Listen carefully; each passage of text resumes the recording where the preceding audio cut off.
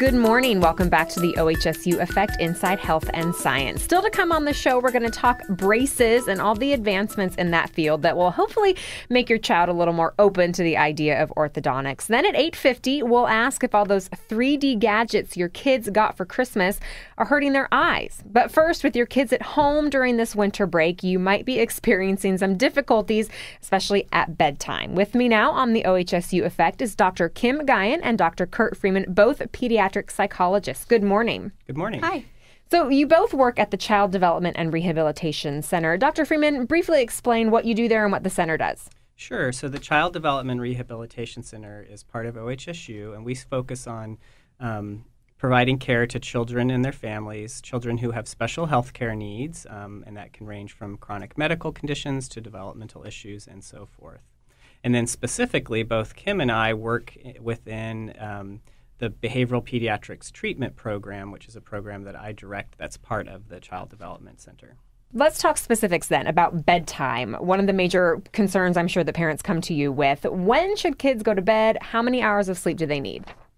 Well, there are a couple of answers to that. The most important thing about when kids go to bed is that they're going to bed at the same time every night. So when means the same time every night, and it also means early enough that they get enough sleep. So the exact hour is variable depending on the age of the child, but the two main things to consider are to make sure that they're getting enough sleep and they're going to bed at the same time every night. So what are the signs that they're not getting enough sleep? Well, there certainly can be a variety of signs for that.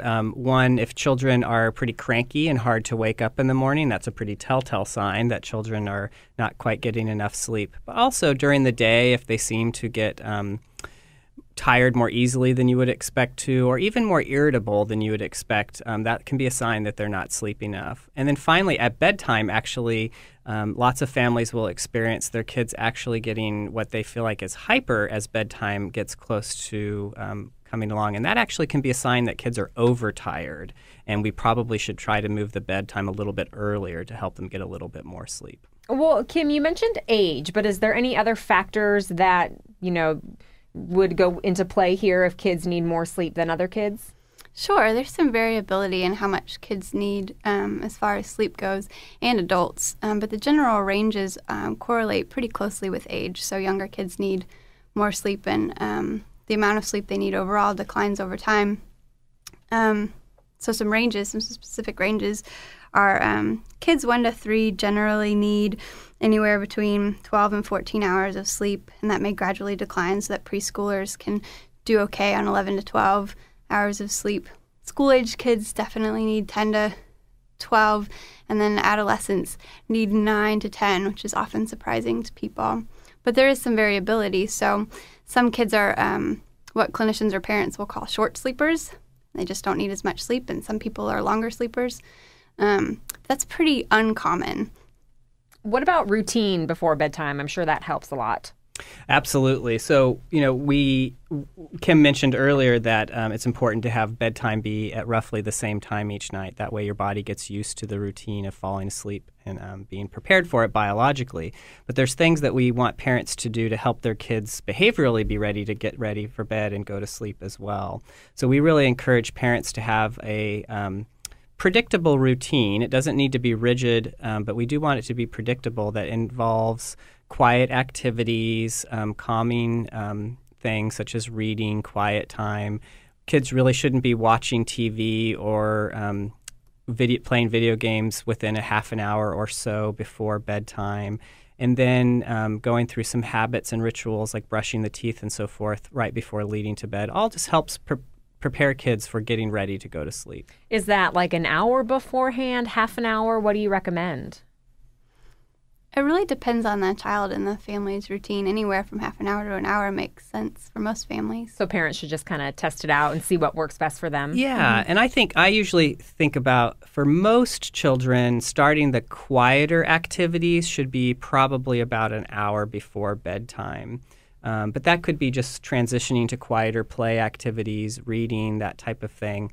And then the formal routine of pajamas, brushing your teeth, so forth, that can be variable in terms of how much time children need to go through that. But I think, somewhere between half an hour to an hour really you should be doing quiet time and leading up to bedtime.